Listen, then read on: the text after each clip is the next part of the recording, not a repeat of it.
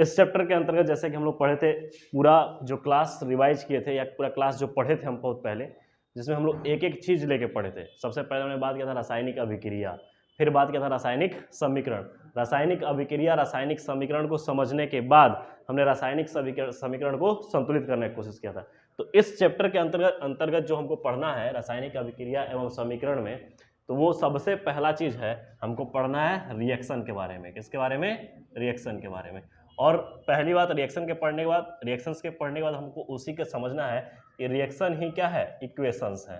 जिसमें हमने बोला था कि गंगाधर ही शक्तिमान है और शक्तिमान ही गंगाधर है। मतलब कहने का मतलब है कि अभिक्रिया ही समीकरण है और समीकरण ही अभिक्रिया है। कोई दिक्कत नहीं है। अच्छा, उसके बाद हमको पढ़ना है balancing of equation, balancing of equations, balancing of equations मतलब कि रासायनिक जो समीकरण है उसको कैसे संतुलित करेंगे। ठीक है। और जो तीसरा टॉपिक है वो टॉपिक हमको पढ़ना है टाइप्स ऑफ रिएक्शन। क्या पढ़ना है? Types of reaction. तो अगर हम लिखें तीसरा टॉपिक जो हम पढ़ेंगे इसके अंतर्गत टाइप्स ऑफ रिएक्शंस। अब इस टाइप्स ऑफ रिएक्शंस में अगर हम बात करें कि कौन कौन से अभिक्रिया हमको पढ़नी है, तो सबसे पहले आपको पढ़नी है इस अभिक्रिया के अंतर्गत, अगर ए बी सी डी से इसको हम दर्शाएं तो हम कहेंगे कॉम्बिनेशन रिएक्शन पढ़ना है। पहला क्या पढ़ना है? Combination reactions. और दूसरा डीकंपोजिशन रिएक्शंस। क्या पढ़ना है बाबू? Decomposition reactions. और तीसरा आपको क्या पढ़ना है? वो है आपको डिस्प्लेसमेंट रिएक्शंस। ठीक है। और चौथा डबल डिस्प्लेसमेंट। और पांचवा बेटा redox. Good. C D and E में पढ़ना है आपको रेडॉक्स रिएक्शन। ये चीज आपको पूरा पूरा रिवाइज किया जाएगा। ठीक है। अब इसी के साथ साथ हमको एक और टॉपिक पढ़ना है जिसको हमको पढ़ते हैं, इंग्लिश में बोलते हैं कोरोजन। क्या बोलते हैं? कोरोजन। तो यहां पर हम चौथा टॉपिक यहां अगर लिख दें, साइड में लिख दिया जाए यहां पर चौथा, तो क्या है? कोरोजन। क्या है? कोरोजन, जिसको बोलते हैं संक्षारण। क्या बोलते हैं? संक्षारण। और पांचवा टॉपिक जो है हमारा लास्ट, वो क्या है? रैंसिडिटी। क्या है? रैंसिडिटी, जिसको हिंदी में बोलते हो विकृत गंधिता। कोई दिक्कत नहीं है। तो ये सारे अगर टॉपिक अगर हम कवर कर लेते हैं तो हमारा ये चैप्टर क्या हो जाएगा? समाप्त हो जाएगा। तो सबसे पहले अगर हम बात करें कि रासायनिक अभिक्रिया क्या है, तो रासायनिक अभिक्रिया के बारे में बताना चाहोगे?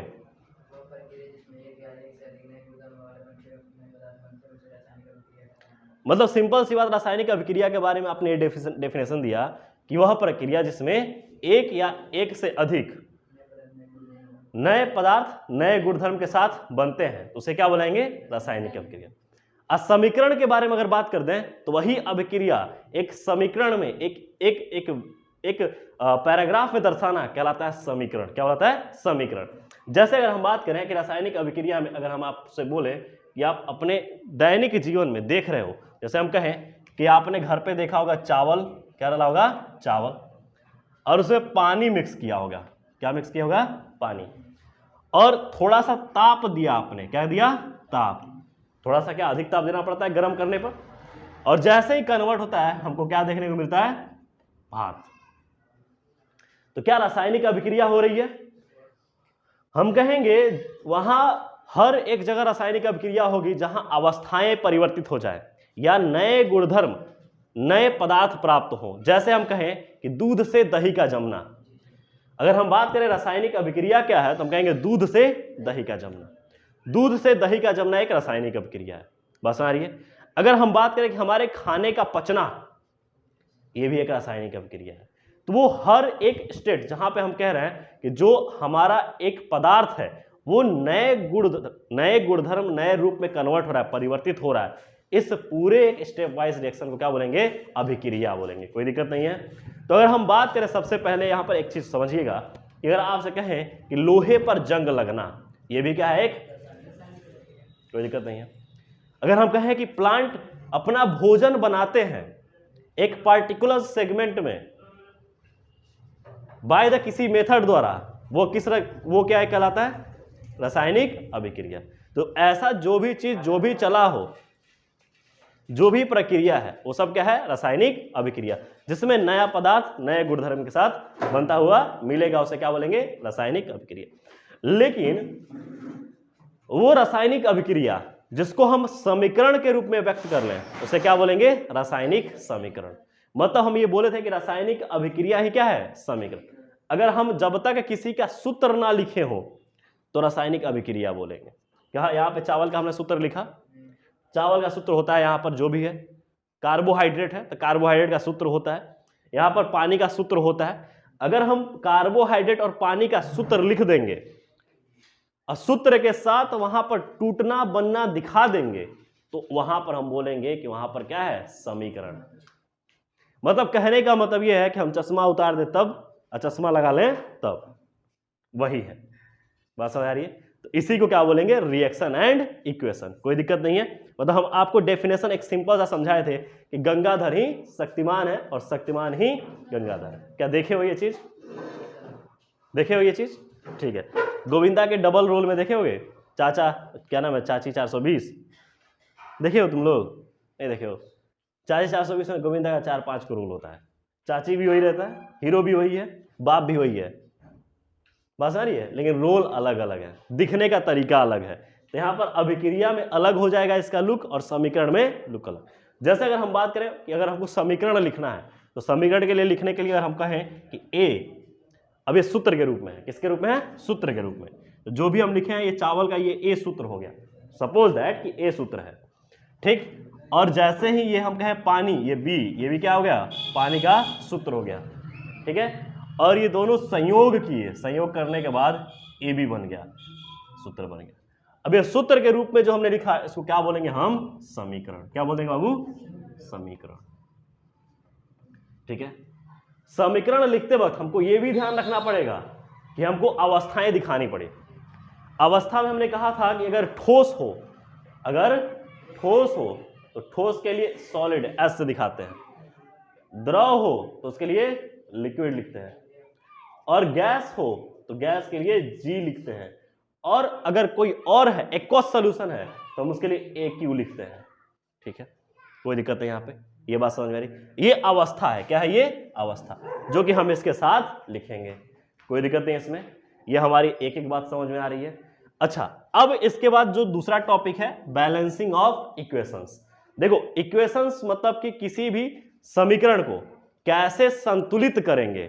संतुलित करने का नियम होता है द्रव्यमान संरक्षण के नियम के आधार पर, और द्रव्यमान संरक्षण का नियम यह कहता है जो जितना था उतना ही बनेगा, उतना ही टूट कर रह जाएगा, ऐसा नहीं होगा कि कम हो जाए या अधिक हो जाए। क्या मेरी बात समझ में? चलो, अगर हम बात करें कि यहां पर समझिएगा, देखो बैलेंसिंग ऑफ इक्वेशन, ये टॉपिक हमको पढ़ना है। इस टॉपिक को पढ़ने का मतलब होता है कि रासायनिक समीकरण को संतुलित करना है, ठीक है। इस टॉपिक को पढ़ने का मतलब है कि रासायनिक समीकरण को संतुलित करना। रासायनिक समीकरण को संतुलित किस आधार पर करेंगे, तो आधार है हमारा द्रव्यमान संरक्षण का नियम।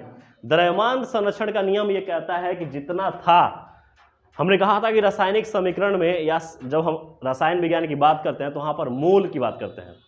मोल एक मात्रा है जिसमें हम बात करेंगे कि कितना सब्सटेंस लिया गया है, और उसके हिसाब से जितना लिया जाएगा उतना ही इधर बनेगा। इसे बोलते हैं द्रव्यमान संरक्षण का नियम। कोई दिक्कत नहीं है, ठीक है। तो ये बातें समझ में आ रही है, कोई दिक्कत नहीं इसमें? तो देखना, अब अगर हम यहाँ पे बात करें यहाँ पर कि हमको रासायनिक समीकरण को संतुलित करना है, तो बेटा सबसे पहले हमको रासायनिक समीकरण लिखना पड़ेगा और उसको संतुलित करना पड़ेगा। तो कोई एक रासायनिक समीकरण लिखते हैं, ठीक है। चलिए लिखिए सब लोग।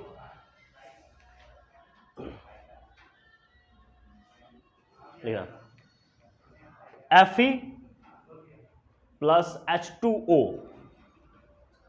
Fe plus H2O gives Fe3O4।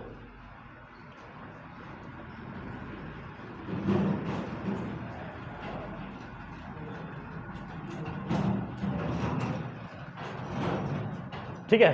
अच्छा सुनो, देखो यहां पर ये एक समीकरण हमको दिया गया है। क्या है ये? समीकरण। और ये क्वेश्चन के रूप में आ गया है समीकरण को। तो पहले हम कहेंगे समीकरण तब बोलेंगे जब इसकी अवस्थाएं पूरी दे दो। ठीक है, तो हमने कहा जो आयरन है ये ठोस है, अद्रव लिक्विड है, Fe3O4 यहां पर सॉलिड पर कोरोजन हो चुका है, और H2 क्या है, गैस है। बात समझ में आ रही है? हमने कहा ये देखो क्या ये संतुलित लग रहा है। संतुलित कैसे चेक करेंगे कि जितना आयरन इधर है इतना ही आयरन इधर होना चाहिए, जितना हाइड्रोजन इधर है इतना ही हाइड्रोजन इधर होना चाहिए, जितना ऑक्सीजन इधर है उतना ही ऑक्सीजन इधर होना चाहिए। क्या संतुलित दिख रहा है? नहीं दिख रहा है। तो हम क्या करेंगे कि पहली बात हमने कहा था कि इसको डब्बा बना लो, और डब्बे बना के पैक कर लो कि ताकि हमको किसी और चीजों के बारे में बात ना करना पड़े। ये पहला नियम था। दूसरा नियम ये था, हमने कहा था कि एक तरफ लिखो अभिकारक, या हम कहें कि पहले जो जो यहां पर दिया गया है तत्व, तो उसको लिखो तत्व, और तत्व में लिखना आयरन, हाइड्रोजन और ऑक्सीजन। यही तीनों तत्वों से मिलकर यह समीकरण बना है, यही परमाणु से मिलकर समीकरण पूरा बना है। तो हमने कहा तत्व, या यहां पे परमाणु लिख देना, इधर लिख देना अभिकारक में संख्या कितनी है, अभिकारक में संख्या इनकी। क्योंकि हम जानते हैं बाबू, आपको हम पढ़ाए हैं, और ये बातें आप रिवीजन बैच जो है ये चल रही है, आपका जो क्लास जो चला है जिसमें हम रासायनिक अभिक्रिया एवं समीकरण पढ़ाए हैं, वहां पर हमने बात किया है कि इस तीर के इधर जो लिखते हैं इसको अभिकारक बोलते हैं, और इसको उत्पाद बोलते हैं। तीर के ऊपर उत्प्रेरक, ताप, दाब या कोई भी कैटलिस्ट लिख सकते हैं, कोई दिक्कत नहीं है। क्या इतनी बात समझ में आ रही है? तो अगर हम बात करें ये अभिकारक की संख्या हो गई, और इधर हम लिख देंगे उत्पाद की संख्या। ठीक है बाबू, उत्पाद की संख्या। अब देखना अभिकारक में कितना है आयरन, 1, बोलो। हाइड्रोजन कितना है, 4 दूनी 8, और ऑक्सीजन कितना है, 4। अच्छा एक और चीज समझ लो, ये जब आगे हो तो ये सबसे मल्टीप्लाई है, ठीक ना। अगर ये ऑक्सीजन यहां पर 2 होता तो 4 दूनी 8 ऑक्सीजन भी होता। बात समझ आ रही है? और ये जो नीचे लगता है वो सिर्फ एक परमाणु का होता है, आगे सारे परमाणु अर्थात उस यौगिक में जितने भी परमाणु हैं उन सब के लिए है, कोई दिक्कत नहीं है। अब देखना उत्पाद में देखो, आयरन कितना है, 3, हाइड्रोजन कितना है यहां पर, 2, कितना है, 2, ऑक्सीजन कितना है यहां पे, 4, कोई दिक्कत नहीं है। अच्छा एक चीज किया जाए कि थोड़ा सा परिवर्तन किया जाए। परिवर्तन, अब यहां पर देखो कितना में कौन सबसे ज्यादा परिवर्तित दिख रहा है, सब बैलेंस नहीं है, कौन भी बैलेंस नहीं है। आयरन अगर यहां पर 3 का गुणा करेंगे तो बैलेंस हो जाएगा, यहां पर 3 है ही, कोई दिक्कत नहीं है। ऑक्सीजन में देखो क्या ऑक्सीजन बराबर है, 4। दिक्कत किस में है, हाइड्रोजन में। तो क्या अभिकारक साइड में हाइड्रोजन ज्यादा है, उत्पाद साइड में हम 4 का गुणा कर दें तो बराबर हो जाएगा, कोई दिक्कत नहीं है। अब जहां जहां गुणा हम किए हैं वैसे उसको व्यवस्थित कर देंगे, कोई दिक्कत नहीं है। अब फिर से हम इस समीकरण को लिखेंगे, और अभिकारक साइड में आयरन का गुणा 3 हुआ है, जो गुणा होता है उसको आगे लिखते हैं, कहां लिखते हैं, आगे, प्लस ये जो H2 है इसमें कोई परिवर्तन नहीं किया गया है, देखो कोई परिवर्तन नहीं किया गया है, तो 4 ऐसे रहने देंगे। फिर समीकरण लिखेंगे, यहां पर देखो Fe3O4, इसमें भी कोई परिवर्तन नहीं है।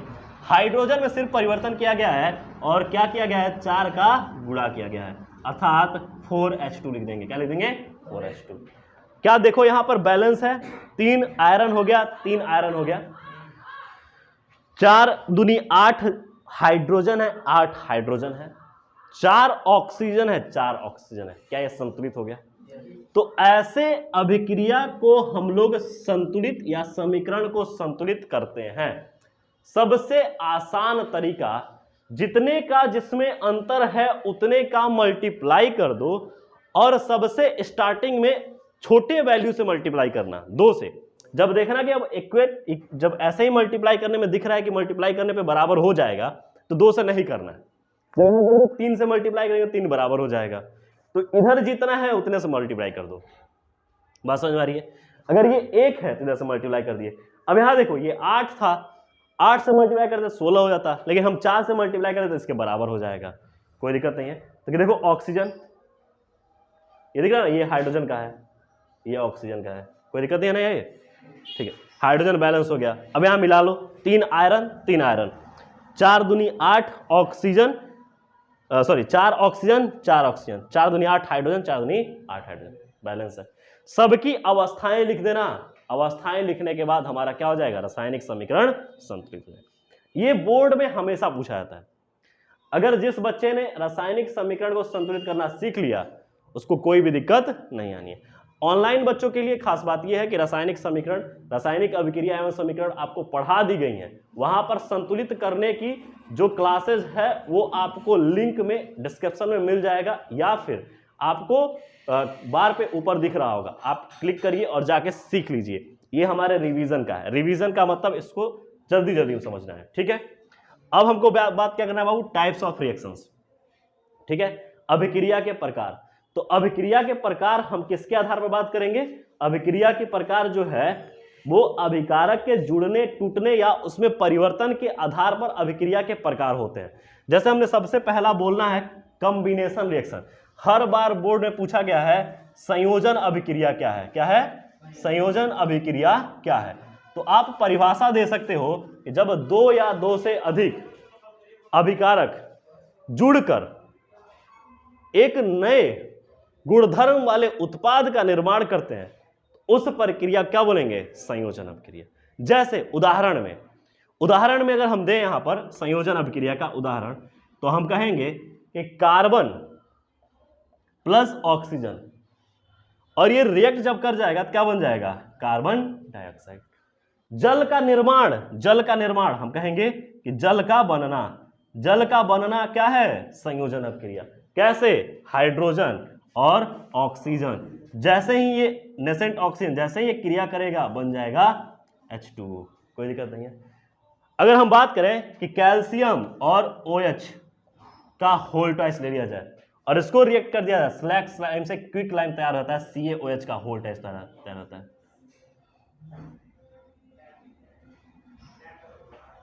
कोई दिक्कत नहीं है, कोई दिक्कत नहीं, यहाँ पे कोई दिक्कत नहीं दिख रहा है। यहाँ पे देखो, इसको ऐसे भी लिखते हैं कैल्शियम ऑक्साइड प्लस H2O, और जल से रिएक्ट करा देंगे क्या बन जाएगा, कैल्शियम हाइड्रोक्साइड। कोई दिक्कत नहीं यहाँ पे। तो ये हमारा क्या है, संयोजन अभिक्रिया। तो संयोजन अभिक्रिया में जो हमने देखा कि 2 या 2 से अधिक अभिकारक जुड़कर एक नए उत्पाद का निर्माण करे तो उसे क्या बोलेंगे, संयोजन अभिक्रिया। याद रहेगा, क्योंकि हर बार पूछा है संयोजन अभिक्रिया, वियोजन अभिक्रिया, विस्थापन अभिक्रिया, द्विविस्थापन अभिक्रिया। तो अब हम लोग पढ़ने वाले हैं वियोजन अभिक्रिया, ठीक है। तो इसको मिटा दें, कोई दिक्कत नहीं है। चलिए नेक्स्ट हमारा हेडिंग है जो है वियोजन अभिक्रिया। अच्छा, वियोजन अभिक्रिया हमने कहा था कि वियोजन, अच्छा एक और संयोजन से ही रिलेटेड एक और चीज बात करनी है। आपने पढ़ा होगा उष्मा क्षेपी अभिक्रिया, पढ़ा है क्या ऐसा, उष्मा क्षेपी अभिक्रिया। ये बोर्ड में हमेशा पूछा गया है कि उष्मा क्षेपी अभिक्रिया क्या है। तो हम कहेंगे कि अभिक्रिया के फॉर्मेशन के दौरान, बनने के दौरान जो उष्मा निकलती है उसे क्या बोलते हैं, उष्मा क्षेपी अभिक्रिया। जैसे हम कहें कि A+B और गिव्स प्रोडक्ट, और प्रोडक्ट बनने के साथ साथ कुछ ऊर्जा बन रहा हो, जिसे क्या बोलेंगे, उष्मा क्षेपी। क्षेपी का मतलब निकल जाना, बात समझ आ रही है। तो बनने के दौरान जब ऊर्जा निकल रही हो तो क्या बोलेंगे, उष्मा क्षेपी। आप यूं कह सकते हो कि संयोजन अभिक्रिया उष्मा क्षेपी अभिक्रिया। कोई दिक्कत नहीं है यहाँ पे, कोई दिक्कत नहीं है। चलो ये भी समझ में आ गया, मिटा दिया जाए इसको, ठीक है। अब हम लोग लिखने वाले आओ वियोजन अभिक्रिया। देखो, एक ही लेक्चर में तुम्हारा चैप्टर स्वाहा, जबकि पढ़ाने में कितना लेक्चर लिया गया है, बहुत सारा। तो इसे कहते हैं खत्म एक चुटकी में, ठीक है। और ये एक जो आपका ये एक लेक्चर है, ये पूरा रिजल्ट यही निर्धारित करेगा अगर आप ध्यान से पढ़ लिए तो अब नेक्स्ट हमारा क्या है, डीकंपोजिशन रिएक्शंस, ठीक है।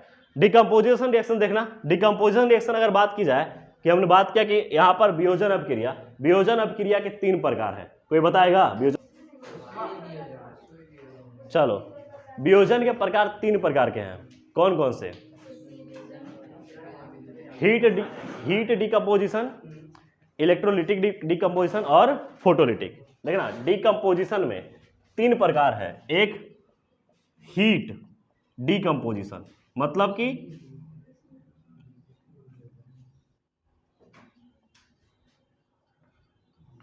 इसको हिंदी में बोलते हैं उष्मीय वियोजन, और दूसरा है बाबू इलेक्ट्रोलिटिक,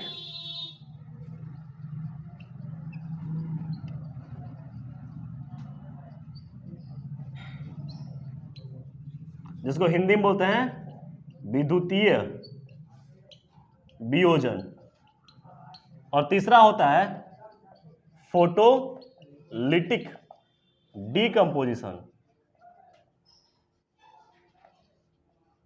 इसको क्या बोलते हैं? फोटोलिटिक डीकंपोजिशन को प्रकाशीय वियोजन। क्या बोलते हैं? प्रकाशीय वियोजन।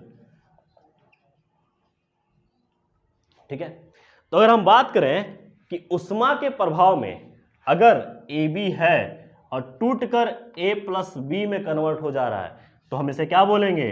उष्मीय वियोजन। ठीक है, अगर धारा बहाने पे AB, अगर धारा बहाने पे यहां पर करंट दिया जाए, क्या दिया जाए? करंट, और करंट दे रहे हैं, करंट देने पर A+B में टूट जाए, इसे क्या बोलेंगे? विद्युतीय वियोजन। और यहां पर अगर हम कहें कि अगर ये AB है और यहां पर प्रकाश दिया जाए, क्या दिया जाए? प्रकाश, जिसको क्लास में हम लिखते हैं HNU करके, प्रकाश दिया गया और A+ और B पे टूट जाए तो इसको क्या बोलेंगे? प्रकाशीय। याद हो गया? हमने आपको कहा था कि ये वाला खासा इंपॉर्टेंट है। क्यों? क्योंकि यहां पर एक एक्सपेरिमेंट आ जाता है, H2O को जल के द्वारा अपघटित किया जाता है, अर्थात हम कहें कि जल को, जल में विद्युत धारा जब बहाते हैं तो टूट जाता है। कैथोड और एनोड की बात की गई थी, इसको ध्यान से अपना नोट्स पलट लीजिएगा, ऑनलाइन वाले अपना क्लास जाके देख लीजिएगा। विद्युतीय वियोजन, कोई दिक्कत नहीं है यहाँ पर? कोई दिक्कत नहीं है। चलो, अब यहां से हमने बात किया है विद्युतीय वियोजन खत्म करके हमको बात करना है विस्थापन अभिक्रिया। किस पे बात करना है? ठीक है, यहां पर किससे बात करना है? विस्थापन अभिक्रिया। तो हमारा यहां पर क्या है? Displacement reaction. क्या है? Displacement reaction. इसको उठा के यहां रखा जाए डिस्प्लेसमेंट रिएक्शन के बारे में। देखो, डिस्प्लेसमेंट रिएक्शन में बहुत कुछ पढ़ना होता है। पहली बात कि यहां पर हमको ECS भी पढ़ना होता है बेटा, इलेक्ट्रोकेमिकल सीरीज, विद्युत रासायनिक श्रेणी। यह रासायनिक श्रेणी यह बताती है कि कौन ऊपर तत्व है, कौन नीचे। अगर किसी को ऑनलाइन अगर आप पढ़ रहे दिक्कत आ रही है आपको, तो ये ECS आप पढ़ लीजिएगा। लिक बा सरकाना मग अल मंजन कर फे कड़को निकसन टीवी हाकू हग आउपट आउपट। ठीक है, फिर कल बुआ आई, ये सब चीज पूरा अच्छा लेके पढ़ाया गया, अटैची लेकर, ये पूरा बढ़िया से पढ़ाया गया। अच्छा, हमने कहा था कि जो ऊपर है वो नीचे वालों को उसका स्थान से हटा देगा। जैसे अगर हम बात करें विस्थापन अभिक्रिया क्या होती है, तो जब हम कहें जब एक कोई भी धातु या कोई परमाणु दूसरे को उसके स्थान से विस्थापित कर दे, ऐसी अभिक्रिया क्या कहलाती है? विस्थापन अभिक्रिया। जैसे हम कह रहे हैं कि A और ये BC साथ में है, देखो BC हमेशा साथ में ही रहते हैं, ठीक है, क्योंकि नहीं BC करनी है। अब यहां पर A क्या है? यहां पर A अगर हम कहें कि ये प्रभावी है या ECS में ऊपर है, और ये जो B है वो ECS में क्या है? नीचे है, तो A जो है BC के विलयन में से B को हटा देगा और अपने खुद को जाके वहां पे स्थापित कर देगा, और इस प्रक्रिया को हम क्या बोलेंगे? विस्थापन। जैसे हम कहें कि आयरन है और आयरन को जिंक सल्फेट के विलयन में डाला गया है, तो हम देखेंगे बेटा कि जो आयरन है वो आयरन जिंक को उसके स्थान से कर पाएगा? कर पाएगा? नहीं करेगा। कैसे? लिक बा सर का ना मग अल मन जन, ठीक है, कर फे। जिंक ऊपर आ गया, देखो जिंक ऊपर आ गया आयरन से, तो ऊपर वाले को नीचे वाले की औकात नहीं है कि उसको हटा दे, लेकिन यहीं पर बेटा कॉपर सल्फेट का विलयन होता है, तो ये आयरन उसको क्या कर देगा? डिस्प्लेस कर देगा। तो आयरन इसको हटा देगा और बनाएगा FeSO4 और यहां पर कॉपर बाहर। इस अभिक्रिया को क्या बोलेंगे? विस्थापन अभिक्रिया। कोई दिक्कत नहीं है? कोई दिक्कत नहीं है? ठीक है। अगर आपसे पूछे द्विविस्थापन अभिक्रिया क्या होती है, तो द्विविस्थापन अभिक्रिया हमने पढ़ाया था, आयनों के परस्पर अदलाव बदलाव से जो अभिक्रिया बनती है उसे क्या बोलेंगे? द्विविस्थापन। द्विविस्थापन अभिक्रिया का उदाहरण कोई बताएगा? बताओ बताओ। Magnesium chloride sodium sulphate. Magnesium chloride और सोडियम सल्फेट। चलो ठीक है, देखते हैं इन्होंने बोला। आइए देखते हैं, double displacement reactions.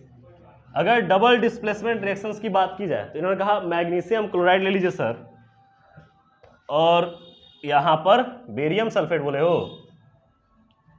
Sodium sulphate कर दीजिए, बेरियम क्लोराइड कर दीजिए। अच्छा, सोडियम क्लोराइड कर दें, sodium sulphate barium chloride, Na2SO4 की NaSO4, अब BCl2 की MgCl2, BaCl2। ठीक है, तो यहां देखना आयनों का परस्पर अदलाव बदलाव, मतलब कि अगर यहां पर SO4 माइनस है तो Cl2 भी क्या है? माइनस है। अब ये माइनस उसके साथ चला जाएगा या ये वाला माइनस इधर चला जाएगा, तो जैसे ही इधर आएगा तो ये हो जाएगा 2NaCl और ये हो जाएगा BaSO4। बात समझ आ रही है? अच्छा, BaSO4 के बारे में हम एक चीज बताए थे कि ये सफेद अवक्षेप देता है, सफेद अवक्षेप प्राप्त होता है। अर्थात इससे कोई पूछ दे आपसे, बोर्ड में रिएक्शन पूछ दिया जाए कि व्हाइट पीपीटी कहां प्राप्त होगा, तो आप कहोगे इस रिएक्शन से व्हाइट पीपीटी प्राप्त होता है, सफेद अवक्षेप प्राप्त होता है। कोई दिक्कत नहीं है? ये बात समझ में आ गई? तो यहां पर क्या हुआ? आयनों का परस्पर अदलाव बदलाव।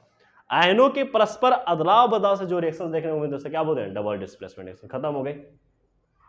Redox reaction. रेडॉक्स रिएक्शन मतलब ऑक्सीडेशन और रिडक्शन। जिस अभिक्रिया में ऑक्सीडेशन तथा रिडक्शन दोनों हो रही हो उसे क्या बोलेंगे? Redox reaction.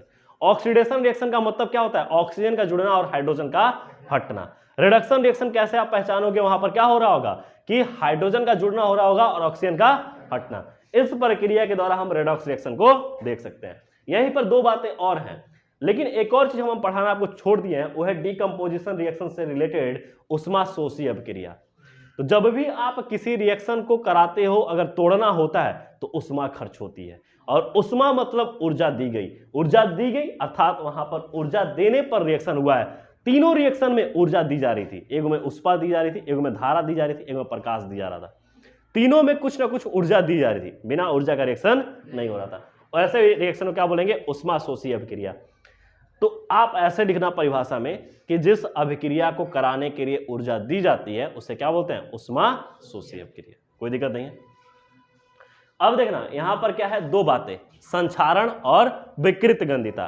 ठीक है, संक्षारण का मतलब क्या होता है कि जब कोई मेटल नमी या वायु और नमी की उपस्थिति में रख दी जाती है तो उस पर एक परत आने लगती है, और उस परत के जमने से वह लेयर क्षयित हो जाती है। यही क्षयित होने की प्रक्रिया कहलाता है संक्षारण। क्या कहलाता है? संक्षारण। कोई दिक्कत नहीं है? संक्षारण समझ में आ गया? तो हम कहें लोहे पर संक्षारण हो रहा है, तांबे पे संक्षारण होता है, हर एक मेटल पे संक्षारण होता है। संक्षारण से बचाव क्या है? गैल्वेनाइजेशन कर लो, पेंटिंग कर लो, और क्या कर सकते हैं? ऑयलिंग कर दो, ये सब प्रक्रिया है। ठीक है, लास्ट हमारा क्या है? रैंसिडिटी, विकृत गंधिता। विकृत गंधिता क्या होता है? तो ये भी रासायनिक अभिक्रिया एवं समीकरण का पार्ट है। जैसे हम कहें कोई भी चिप्स या कोई भी मटेरियल है, उसको खाए और खुले छोड़ दिए तो उसके गंध तथा स्वाद में परिवर्तन आना विकृत गंधिता कहलाता है। याद रहेगा? तो स्वाद और गंध में परिवर्तन ही विकृत गंधिता है, और इस विकृत गंधिता को आराम से आप समझ सकते हैं। जैसे कि आज सुबह का खाना आज रात में अगर आप 11-12 बजे देखोगे या महकोगे तो उसके महक में परिवर्तन आ जाएगा, उसके टेस्ट में परिवर्तन आ जाएगा, उसी को बोलते हैं बाबू विकृत गंधिता। कोई दिक्कत? तो आपका सिलेबस, आपका ये पूरा चैप्टर क्या हो गया? खत्म। तो ये पूरा चैप्टर आपका आज का समाप्त। एक वीडियो में या बोले कि एक क्लास में एक चैप्टर स्वाहा। ठीक है, चलिए मिलते हैं नेक्स्ट क्लास में। Thank you.